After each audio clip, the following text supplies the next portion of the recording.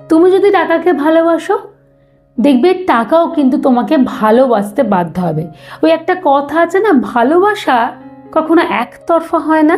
তো এইখানেও ঠিক এই নিয়মটাই প্রযোজ্য। তাহলে তোমাদের নিশ্চয়ই মনে হচ্ছে যে টাকার ক্ষেত্রে এই নিয়মটা কি করে প্রযোজ্য।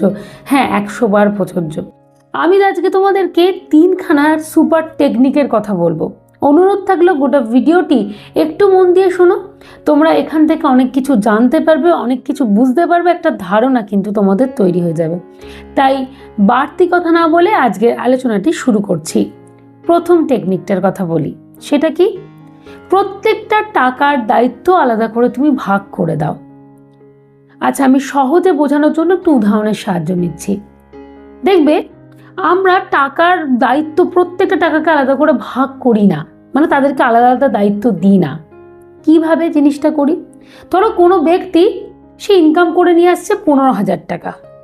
তো সে কি করছে, 15,000 টাকাটা একটা জায়গায় রেখে দিচ্ছে এবং সে মনে মনে ভেবে নিচ্ছে যে এই 15,000 থেকেই আমি আমার বাড়ির বাচ্চার পড়াশোনার খরচ দেব, এই 15,000 থেকেই আমি সঞ্চয় করব, এই 15,000 থেকেই আমি প্রত্যেক দিনে যে সাংসারিক খরচা আমাদের সংসারের সেটাকেই চালনা করে যাব। আবার যথারীতি এই 15,000 থেকে বাড়ি থেকে অসুস্থ হলে তার চিকিৎসা, ওষুধ খরচা সব কিছু করব, যা করবো এই 15,000 থেকে। যথারীতি আমরা সেই টাকাটাকে মিলিয়ে মিশিয়ে একটা জায়গাতেই রেখে দিচ্ছি, থোক। কিন্তু না, এই কাজটা করলে কোনো ব্যক্তি যদি গভর্নমেন্ট সার্ভিসে করে, দেখবে তারা সে অর্থে সঞ্চয় করে উঠতে পারে না। আমি অনেকের মুখ থেকে কথাটা শুনেছি। কেন পারে না? তারা এক জায়গায় টাকাটা দেখছে, এবার দেখা গেল কোনো কারণে ইলেকট্রিক বিলটা হয়তো বেশি চলে এসছে, তাহলে অনেকটা টাকা সেখানে বেরিয়ে যাচ্ছে। কোনো কারণে দেখা গেল সেই মাসেতে বাড়িতে প্রচুর লোকজন এসছে, বেশ খানিকটা টাকা সাংসারিক পেছনে খরচা হয়েছে, সেইখানে দেখা গেল অনেকটা অ্যামাউন্ট বেরিয়ে গেল। তো আলটিমেটলি মাসের শেষে সঞ্চয় কি সে করতে পারে? পারছে না। কিন্তু মাসের পর মাস চলে যাচ্ছে, সঞ্চয় জিনিসটা হচ্ছে না, বাকি সব কিছু হয়ে যাচ্ছে। তো এই পরিস্থিতিতে না আসে, তাই জন্যই বলবো প্রত্যেকটা টাকার দায়িত্ব আলাদা করে ভাগ করে রাখো। মানে কি, ইলেকট্রিক বিলের আলাদা খাত হবে, গ্যাসের আলাদা খাত হবে, সংসার খরচার আলাদা টাকা বরাদ্দ থাকবে, ওষুধের খরচার জন্য আলাদা টাকা বরাদ্দ থাকবে, যদি কেউ রেন্টে থাকো রেন্ট ভাড়ার জন্য আলাদা টাকা বরাদ্দ হয়ে থাকবে, বাচ্চা পড়াশোনার জন্য আলাদা টাকা বরাদ্দ থাকবে। ক্লিয়ার করতে পারলাম? প্রত্যেকটাকে তোমাকে আলাদা আলাদা করে ভাগ করে দিতে হবে, যাতে প্রত্যেকটা টাকা তাদের দায়িত্বগুলো প্রপারলি পালন করতে পারে। বোঝা গেল? এবারে দ্বিতীয় টেকনিকটা বলবো, সেটা কি? এটাও সুপার একটি টেকনিক। টাকাকে সারপ্রাইজ দাও, মানে নিজের কাছে টাকাকে দিয়ে সারপ্রাইজ দাও। আচ্ছা, জানতে ইচ্ছা করছে জিনিসটা কি? সেটা হলো, যখনই তুমি টাকা নিয়ে আসছো, মানে তোমার ইনকামটা হচ্ছে, তখনই পার্টিকুলারলি একটা অ্যামাউন্ট, সেটা 5% to 10% তোমার পক্ষে যেটা পসিবল হবে, সেই অ্যামাউন্টটাকে আলাদা করে লুকিয়ে রেখে দাও। মানে ভুলে যাও সেই অ্যামাউন্টটার কথা, কিন্তু লুকিয়ে রেখে দাও। কেন বলো তো? হঠাৎ করে তুমি একটা কোনো বিপদের মধ্যে পড়ে গেলে, আমি বিপদ বলতে কিরম বলতে চাইছি, সবসময় অসুস্থতা এমনটা কিন্তু নয়। মাসের শেষ, বাড়িতে হঠাৎই গেস্ট এসছে, তো তাদেরকে তুমি কি সেবা যত্ন কিছু করবে না?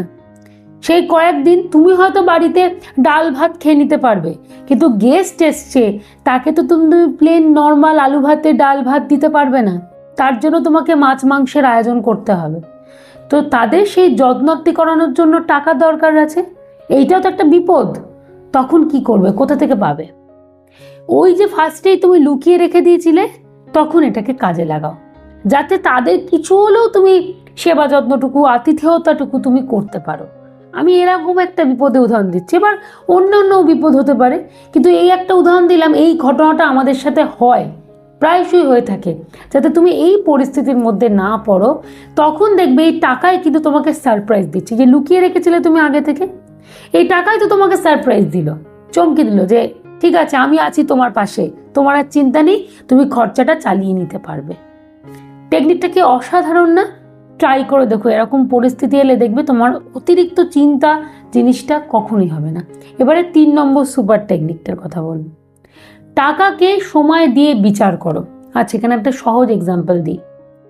ধরো কোনো একটা সময় তুমি কোনো একটা ইলেকট্রনিক্স জিনিস কেনাকাটার দোকানে গেছো, সেখানে গিয়ে তুমি দেখতে পাচ্ছ একটা জুসার, জুসারটা দেখে তোমার মনে হলো বাহ বেশ সুন্দর, তো আমি একটা কাজ করি, আমি বরঞ্চ কিনে নিই, এই জুসারটাকে আমি কিনে নিই, বাড়ি থেকে প্রায় জুস টুস করে খাবো।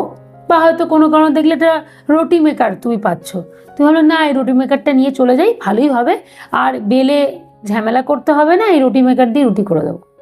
তো দেখা গেল এই দুটো জিনিস এসে বাড়িতে রান্নাঘরের কোনায় পড়েই থাকলো।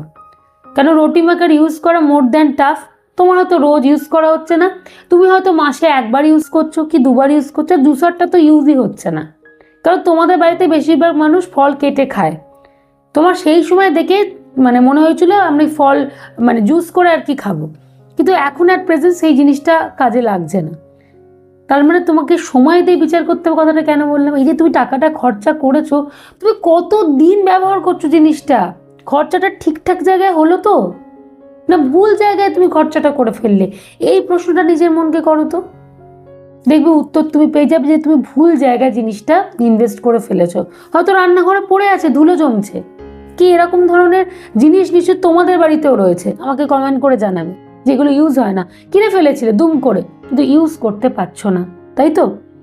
এই কারণে মানেটা কি, আমরা টাকাকে ভালোবাসছি না, টাকার গুরুত্ব দিচ্ছি না, তাই টাকা স্বাভাবিকভাবে আমাদেরকে ভালোবাসতে পারছে না। খুব সিম্পল একটা জায়গা, আমরা এটাকে বুঝতে চাই না, বুঝতে চাওয়ার চেষ্টাই করি না আর কি। তাহলে এই টেকনিকগুলো আশা করি তোমরা বুঝতে পারলে।